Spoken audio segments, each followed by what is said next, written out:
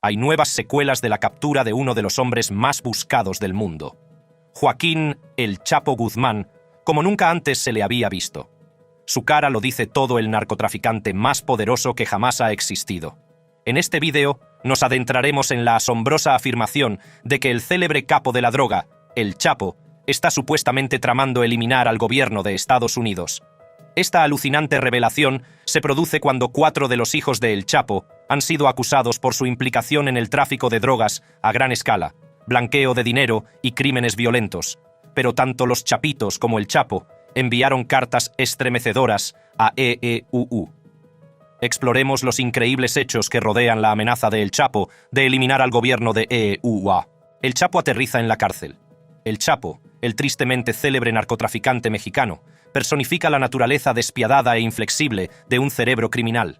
Su nombre por sí solo evoca el miedo y sirve como un duro recordatorio de lo lejos que llegaría para mantener su dominio, incluso si eso significara desafiar al gobierno de Estados Unidos.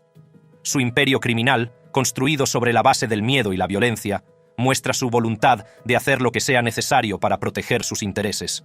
Su reinado del terror está marcado por una serie de escalofriantes episodios que ponen de manifiesto su capacidad para la violencia extrema. Los métodos de El Chapo para mantener el control no solo eran brutales, sino que estaban calculados para infundir miedo y garantizar la obediencia. Su uso de salas de asesinato de alta tecnología, en las que las paredes estaban alicatadas y se habían instalado desagües para facilitar la limpieza, habla del enfoque frío y metódico que aplicaba a su negocio de la muerte. Las acusaciones de drogar y violar a niñas añaden otra capa de horror a su ya oscuro legado. Estos actos no se limitaban a satisfacer bajos deseos, sino que tenían que ver con el poder y el control, y demostraban su creencia de que era intocable y estaba por encima de la ley. Las amenazas de El Chapo de eliminar al gobierno estadounidense no eran alardes vacíos. Formaban parte de una estrategia más amplia para intimidar y coaccionar, para demostrar que ni siquiera la nación más poderosa de la Tierra podía frenar sus ambiciones. Su audacia no tenía límites, y su voluntad de entrar en guerra con todo un país puso de manifiesto el alcance de su poder. Sin embargo, la historia de El Chapo es la de su caída final. Su captura y encarcelamiento demuestran que nadie es invencible. A pesar de sus esfuerzos por eludir la justicia, ahora se enfrenta a las consecuencias de sus actos entre rejas. Alex Cifuentes, la autoproclamada mano derecha de El Chapo, afirmó durante el juicio que el expresidente mexicano Enrique Peña Nieto aceptó un asombroso soborno de $100 millones del narcotraficante. Según Cifuentes, Peña Nieto se puso en contacto con El Chapo poco después de asumir el cargo en 2012, solicitando una enorme suma de $250 millones a cambio de poner fin a la persecución del famoso capo del cártel. El Chapo, sin embargo, le ofreció $100 millones, que supuestamente aceptó el nuevo presidente. Las acusaciones causaron conmoción en la sala del tribunal y más allá, planteando interrogantes sobre el alcance de la corrupción en el gobierno mexicano. Peña Nieto no se ha pronunciado públicamente sobre estas acusaciones, dejando que el mundo se pregunte sobre la verdad que se esconde tras el supuesto soborno. Pero las relaciones de El Chapo iban más allá del soborno. El juicio reveló que utilizaba una red de amantes para impulsar sus operaciones de narcotráfico. Gracias al programa informático Flexi Spy, que utilizaba para espiar a su esposa, Emma Coronel, y a las mujeres con las que mantenía relaciones, el FBI pudo presentar una escalofriante visión del retorcido mundo de El Chapo. El Chapo también recibía fotografías de niñas de una mujer llamada María. Estas chicas, algunas de tan solo 13 años, eran seleccionadas por El Chapo y sus socios. Las enviaban a sus campamentos de montaña, donde las drogaban con una misteriosa sustancia en polvo y las sometían a actos de violencia indescriptibles. Cifuentes afirmó que El Chapo se refería a estas jóvenes como sus vitaminas, creyendo que su abuso le daba vida y poder renovados. Las acusaciones causaron conmoción en la sala del tribunal y ofrecieron un retrato inquietante de un hombre que se deleitaba con el sufrimiento de los inocentes. Es importante señalar que el abogado de El Chapo negó vehementemente estas acusaciones, calificándolas de perjudiciales y poco fiables. Sin embargo, los testimonios y las pruebas presentadas durante el juicio arrojaron luz sobre el mundo oscuro y retorcido en el que habitaba El Chapo. Perder a un líder es como perder a una abeja reina para los cárteles. Los sume en la confusión y el caos, y a menudo marca el principio del fin de la organización criminal. Un ejemplo de ello es el Cártel de Medellín, dirigido por el tristemente célebre Pablo Escobar. El poder del cártel, antaño dominante en el submundo criminal colombiano, llegó a su fin abruptamente tras la desaparición de su líder en 1993. Con Escobar fuera de juego, el cartel de Medellín perdió el control del poder y acabó siendo desmantelado. Muchos pensaron que el cartel de Sinaloa seguiría el destino de los demás. Pero se equivocaron. Los 4 hijos mayores de El Chapo, conocidos como los Chapitos, dieron un paso al frente y se hicieron cargo de los negocios de su padre. Desde el momento en que El Chapo fue detenido en 2016 tras un tiroteo con comandos mexicanos, sus hijos estaban destinados a asumir el trono del cártel de Sinaloa. Estos hermanos no solo heredaron la tristemente célebre corona de su padre, sino también su infame reputación por sobrepasar los límites del narcotráfico. El cártel de Sinaloa, bajo el liderazgo de sus hijos, los Chapitos, sigue prosperando y desafiando a cualquier oposición, incluido el formidable gobierno estadounidense. La acusación de los Chapitos. En un reciente giro de los acontecimientos que parece el guión de una película policíaca de Hollywood, el gobierno de Estados Unidos ha acusado a los hijos de Joaquín El Chapo Guzmán, conocidos colectivamente como los Chapitos, en un caso de gran alcance que ha conmocionado a la comunidad internacional. La acusación, en la que se nombra a 28 miembros del cártel de Sinaloa, entre ellos Iván y Alfredo Guzmán Salazar y Joaquín y Ovidio Guzmán López, ofrece una imagen truculenta de hasta dónde han llegado estos individuos para mantener el control de la mayor y más violenta operación de tráfico de fentanilo del mundo. Los Chapitos fueron pioneros en la fabricación y el tráfico de la droga más mortífera a la que se ha enfrentado nuestro país, y son responsables de la entrada masiva de fenel en Estados Unidos. Los Chapitos también han sido acusados por Estados Unidos de producir y traficar con fentanilo, un opioide sintético responsable de una crisis de salud pública y de numerosas muertes en América. Los documentos del Departamento de Justicia revelan una escalofriante narración de cómo los Chapitos, supuestamente, han llevado a cabo un reino del terror para afirmar su dominio. El rancho de Navolato, Sinaloa, propiedad de Iván, de 39 años, se describe como un escenario de pesadilla en el que traficantes, rivales, agentes de la ley que no cooperaban y miembros infieles del cártel eran sometidos a interrogatorios brutales. Estas sesiones incluían métodos bárbaros como el ahogamiento simulado, descargas eléctricas y actos de violencia aún más espeluznantes por parte de los ninis del cártel, un grupo de sicarios famosos por su crueldad y entrenados en la guerra urbana y el francotirador. Una vez que estas víctimas divulgaban la información que buscaban los Chapitos, eran consideradas prescindibles y corrían una suerte espeluznante. Algunas fueron ejecutadas a tiros, pero otras sufrieron un final más horrendo, siendo pasto de los tigres que Iván y Alfredo, de 36 años, tenían como mascotas. La acusación detalla un acto especialmente sádico, en el que un agente de la ley federal mexicano fue torturado con un sacacorchos para extraerle el músculo, seguido del vertido de chiles picantes en sus heridas abiertas y en la nariz, antes de que Iván lo ejecutara. También menciona cómo electrocutaban y daban de comer a sus víctimas a los tigres. En México, daban de comer vivos a sus enemigos a los tigres, los electrocutaban, los ahogaban y les disparaban a quemarropa con una ametralladora del calibre 50. El terror infligido por los Chapitos se extiende más allá de su rancho. Las calles de Sinaloa son testigos de su brutal mensaje, con bolsas negras que contienen cadáveres y que sirven de cruda advertencia a quienes se planteen cruzarse con ellos. La acusación describe un proceso conocido como limpieza, en el que los Chapitos y sus ninis desataban la violencia en las zonas que pretendían controlar, secuestrando, torturando y asesinando a narcotraficantes rivales y funcionarios del gobierno. Pero la violencia no perdonó a los ciudadanos de a pie, que también se vieron atrapados en el fuego cruzado de la despiadada expansión del cártel. Los hermanos Guzmán, aunque acusados de brutalidad, también han sido descritos como ostentosos, alardeando de su estilo de vida criminal en las redes sociales. Iván, el favorito de El Chapo, ha sido preparado para el narcotráfico desde muy joven y es considerado el heredero del cártel de Sinaloa. A Ovidio, de 33 años, se le considera el menos exitoso en el negocio familiar, pero su conexión con la realeza del cártel a través de su novia, Adriana Mesa Torres, hija del fallecido Raúl Mesa Ontiveros, le mantiene en una posición de poder. Alfredo es conocido por su ostentoso estilo de vida, mientras que Joaquín, también de 36 años, mantiene un perfil más bajo.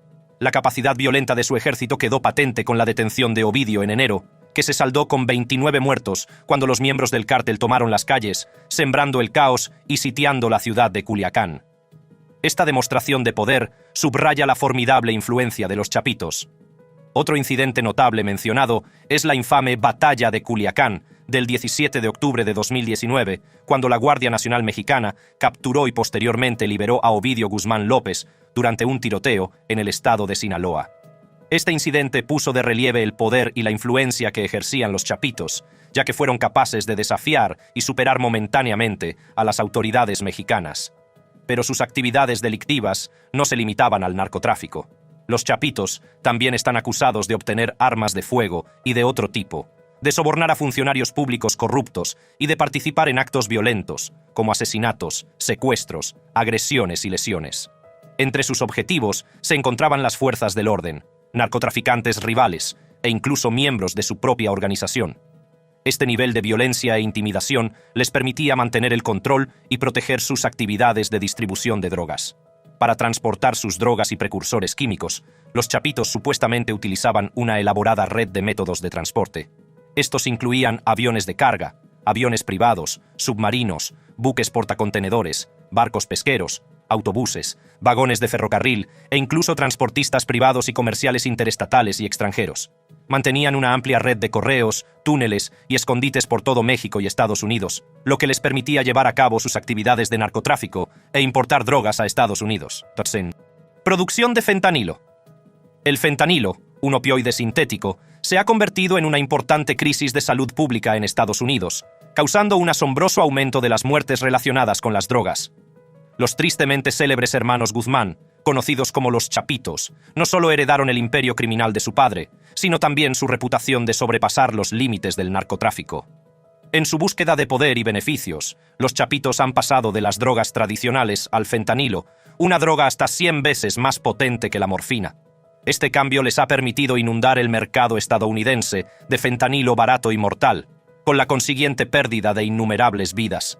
El documento judicial de su acusación de abril de 2023 reveló que el cártel tenía capacidad para producir píldoras de fentanilo por valor de al menos $640,000, utilizando solo precursores químicos por valor de $800. Estas pastillas se hacen pasar por medicamentos de prescripción, conocidos como Xanax, Percocet u oxicodona, y luego se trafican a través de la frontera con los EEUU, donde se venden a usuarios desprevenidos que a menudo no tienen ni idea de lo que están ingiriendo.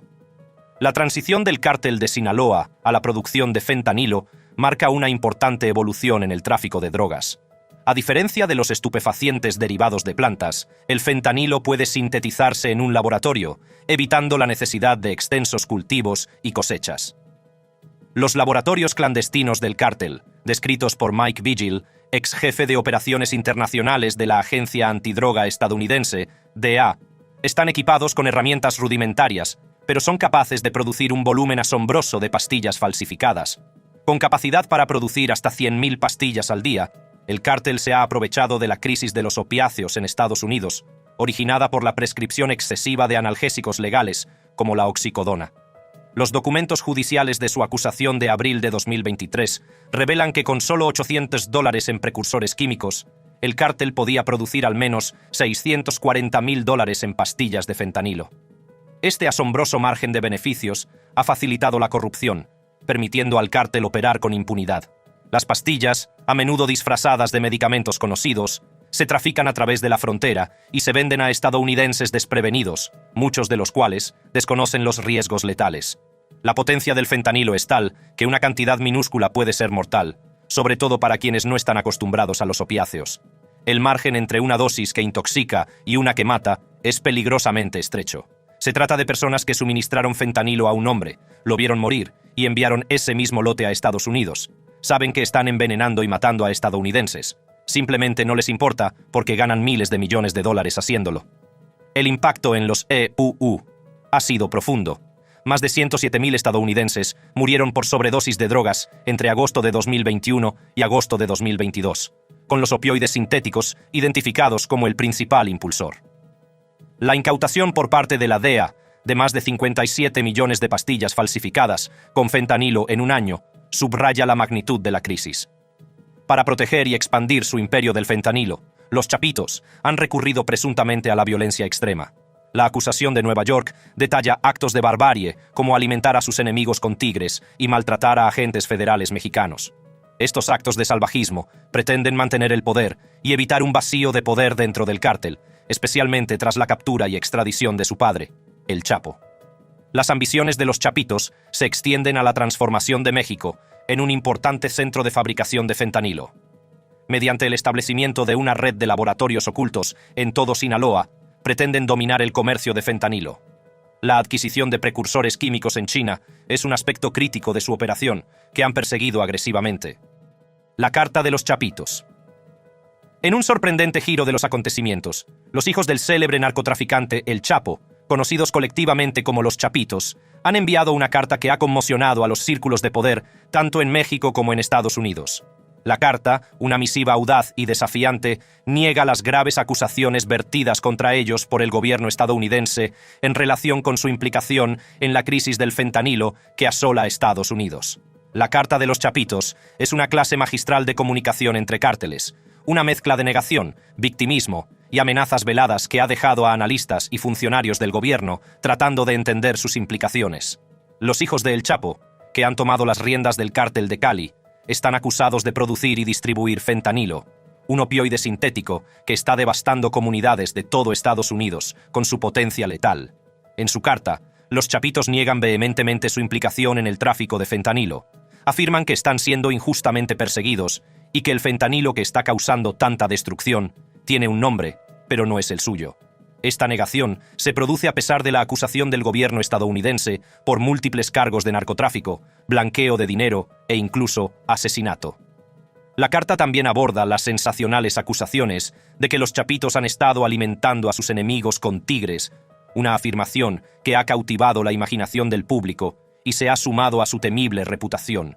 Niegan categóricamente poseer tigres, y mucho menos utilizarlos como método para deshacerse de sus rivales. Las implicaciones de esta carta son de gran alcance. Desafía la narrativa presentada por el gobierno estadounidense y plantea interrogantes sobre la verdadera naturaleza de la relación entre los cárteles de la droga, el gobierno mexicano y las agencias estadounidenses. La carta sugiere que puede haber algo más en la historia de lo que se presenta, insinuando que la corrupción y la colaboración pueden ser más profundas de lo que se cree. El cártel de Cali, bajo el liderazgo de los chapitos, ha demostrado una notable resistencia y capacidad de adaptación. Se han centrado en el fentanilo, que es más fácil de producir y pasar de contrabando, y mucho más rentable que las drogas tradicionales. Con laboratorios rudimentarios capaces de producir hasta 100.000 pastillas de fentanilo falsificadas al día, han inundado el mercado estadounidense con esta droga mortal. El gobierno estadounidense ha acusado a los chapitos de crear deliberadamente la forma más potente de fentanilo, a sabiendas de las consecuencias mortales de sus acciones. La carta de los chapitos, sin embargo, pinta un cuadro diferente, en el que ellos son las víctimas de una campaña de desprestigio y no los villanos de este drama internacional. La carta de los chapitos plantea interrogantes sobre la compleja y turbia relación entre los cárteles del narcotráfico, el gobierno mexicano y las agencias estadounidenses.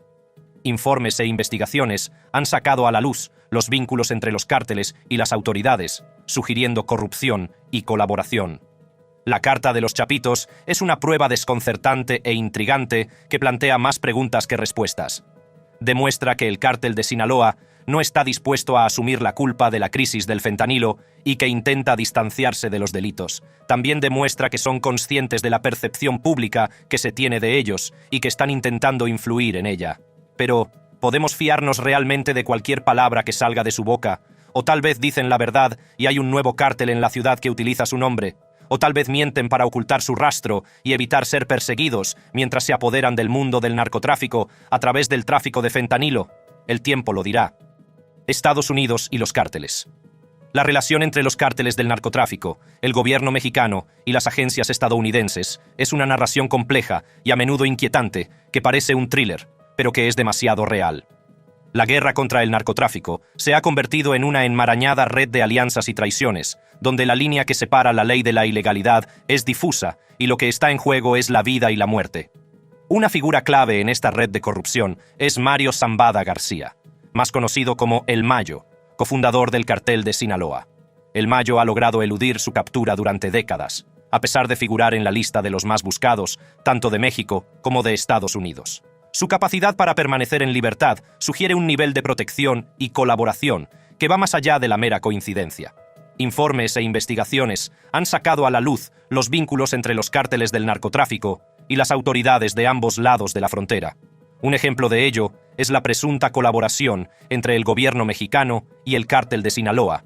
En 2009, la Radio Pública Nacional de Estados Unidos informó de que el gobierno mexicano estaba ayudando al cártel de Sinaloa a arrebatarle la zona del Valle de Juárez. Esta supuesta colaboración consistía en proporcionar al cártel de Sinaloa inteligencia, protección y armas. El motivo de esta cooperación era reducir la violencia consolidando el poder bajo un cártel dominante. John McAfee, una figura controvertida pero sin pelos en la lengua, conocido por su implicación en el mundo de la ciberseguridad, hizo audaces afirmaciones sobre la relación entre los cárteles del narcotráfico y las autoridades, arrojando luz sobre una oscura e intrincada red de corrupción. Descubrí que el ministro de Defensa Nacional era el mayor narcotraficante de toda Centroamérica. La colaboración entre el gobierno mexicano y el cártel de Sinaloa ha suscitado preocupación sobre el alcance de la corrupción en el seno de las fuerzas del orden. Sugiere que algunos funcionarios pueden estar comprometidos, lo que permite a los cárteles operar con relativa impunidad. Esta connivencia no solo socava el Estado de Derecho, sino que perpetúa el ciclo de violencia y corrupción que asola México. El Triángulo Dorado, una conocida región productora de drogas, ha sido el centro de acusaciones que implican a informadores estadounidenses con vínculos con los cárteles. Estos informantes, además de proporcionar valiosos datos de inteligencia, también pueden haber contribuido a perpetuar el reinado de los cárteles al proporcionarles información y protección. Las leyes estadounidenses de confiscación de bienes, diseñadas para desbaratar la columna vertebral financiera de las operaciones de drogas ilegales, también han sido objeto de escrutinio. Existe la preocupación de que los activos incautados no siempre se reinviertan eficazmente en la lucha contra los cárteles, lo que podría crear un incentivo perverso para seguir cooperando con informantes de dudosa integridad. La relación entre las agencias estadounidenses y los cárteles del narcotráfico es igualmente compleja. Correos electrónicos y testimonios filtrados han arrojado luz sobre la supuesta cooperación entre agentes federales estadounidenses y líderes de cárteles. La operación Rápido y Furioso, llevada a cabo por la Oficina de Alcohol, Tabaco, Armas de Fuego y Explosivos, facilitó la venta de armas de fuego a los cárteles narcotraficantes mexicanos, incluido el cártel de Cali. La operación pretendía rastrear las armas y atrapar a los capos, pero el tiro salió por la culata, ya que muchas de las armas acabaron siendo utilizadas en crímenes y asesinatos. Las acusaciones de colaboración y corrupción se extienden más allá del cartel de Sinaloa. Vicente Zambada, el hijo de El Mayo, afirmó durante su juicio que los líderes del cártel proporcionaron información a agentes federales estadounidenses sobre narcopandillas mexicanas rivales a cambio de inmunidad judicial. Estas acusaciones sugieren que a algunos líderes de los cárteles se les dio libertad para operar su negocio narco sin interferencias, siempre y cuando proporcionaran información sobre otros cárteles. La existencia de este tipo de colaboraciones plantea profundas dudas sobre la eficacia y la integridad de los esfuerzos para combatir el narcotráfico. Pone de relieve los retos a los que se enfrentan las fuerzas del orden en su lucha contra organizaciones delictivas poderosas y bien conectadas. También subraya la necesidad de transparencia, rendición de cuentas y cooperación internacional para desmantelar estas redes y llevar a los responsables ante la justicia. La compleja y turbia relación entre los cárteles del narcotráfico, el gobierno mexicano y las agencias estadounidenses es un recordatorio de los retos profundamente arraigados en la guerra contra las drogas. Pone en tela de juicio la eficacia de las estrategias empleadas hasta ahora y la necesidad de un enfoque global que aborde los problemas subyacentes de corrupción, pobreza y desigualdad social que alimentan el narcotráfico. La debilidad del sistema judicial mexicano complica aún más la situación, ya que los miembros de los cárteles a menudo escapan a la justicia mediante sobornos u otros medios. La inmensa riqueza generada por el narcotráfico permite a los cárteles infiltrarse en las comunidades y manipular a los funcionarios locales, afianzando aún más su poder. La acusación del gobierno estadounidense contra los Chapitos es un claro mensaje de su compromiso con el desmantelamiento de las operaciones del cártel de Sinaloa. Sin embargo, la arraigada presencia del cártel en el tráfico de drogas y sus agresivas tácticas plantean importantes retos. La carta del Chapo. El Chapo mismo, a pesar de estar entre rejas, sigue ejerciendo influencia a través de sus propias cartas. Sus llamamientos al presidente mexicano y a un juez federal de Nueva York ponen de manifiesto el poder duradero que ejerce y el coste humano de su imperio criminal. Estas cartas plantean cuestiones críticas sobre los límites de los derechos humanos y las posibles consecuencias de acceder a las exigencias de un delincuente convicto. Estas cartas, que han salido a la luz desde las profundidades de la máxima instalación administrativa de la Penitenciaría de Estados Unidos en Florence, Colorado, revelan los intentos de El Chapo de ejercer el poder incluso entre rejas. Este centro, conocido como el Alcatraz de las Rocosas, es famoso por sus estrictas medidas de seguridad y alberga a algunos de los delincuentes más peligrosos del país. En una carta dirigida al juez que presidió su juicio, El Chapo ha expresado sus quejas sobre el trato que recibe en el centro. Afirma que los funcionarios de prisiones están utilizando sus anteriores fugas de las cárceles mexicanas como pretexto para negarle el acceso a los documentos legales necesarios para presentar nuevas peticiones judiciales. Esta acusación sugiere un esfuerzo calculado por parte de El Chapo para desafiar al sistema y exponer lo que él percibe como injusticias dentro de la institución penal. El historial de fugas de El Chapo es notorio. En 2015, desapareció por una trampilla bajo su celda, recorrió un túnel subterráneo en motocicleta y salió en libertad. Esta no fue su primera fuga. En 2001, también consiguió escaparse de otra prisión mexicana. Estas fugas han contribuido a la leyenda del Chapo y, sin duda, han influido en las estrictas restricciones a las que se enfrenta ahora en Estados Unidos. Las cartas también abordan las tácticas psicológicas empleadas por El Chapo. Al invocar el éxito de sus fugas en el pasado, infunde una sensación de inquietud en la administración de la prisión. La mera insinuación de que podría intentar otra fuga, a pesar de la casi imposibilidad de escapar del centro de máxima seguridad, sirve para mantener vivo su nombre y la amenaza que representa en la mente de los funcionarios. La correspondencia de El Chapo también ha puesto de relieve la cuestión más amplia de los derechos de los reclusos y el equilibrio entre la seguridad y el acceso a los recursos jurídicos. Sus quejas se hacen eco de las de Jesús Vicente Zambada Niebla, antiguo miembro de alto rango del cártel de Sinaloa y testigo clave contra El Chapo, que ya protestó contra las restricciones que se le impusieron durante su encarcelamiento en Chicago. Las cartas del narcotraficante son un testimonio de su incesante búsqueda de comunicación con su equipo legal. Está tratando activamente de facilitar la entrega de documentos en su celda, lo que cree que podría ayudar a elaborar una estrategia legal para su liberación. Aunque la perspectiva de la liberación de El Chapo parece improbable, su determinación de luchar contra su condena es clara. A medida que se desarrolla la historia, el mundo observa con la respiración contenida. La capacidad de El Chapo para llamar la atención y alterar potencialmente el statu quo desde la prisión más segura de Estados Unidos es un escalofriante recordatorio de su perdurable influencia. Sus cartas no son solo una apuesta por un mejor trato, sino un movimiento estratégico en el juego de poder y control que sigue jugando, incluso desde las profundidades de una prisión de máxima seguridad. Cree que El Chapo saldrá, y el cártel de Sinaloa y las agencias estadounidenses están trabajando juntos, mientras nos hacen creer que son sus enemigos. Comparte tus opiniones en los comentarios. Si te gustan este tipo de videos, no dejes de ver los que se están mostrando en tu pantalla en este momento.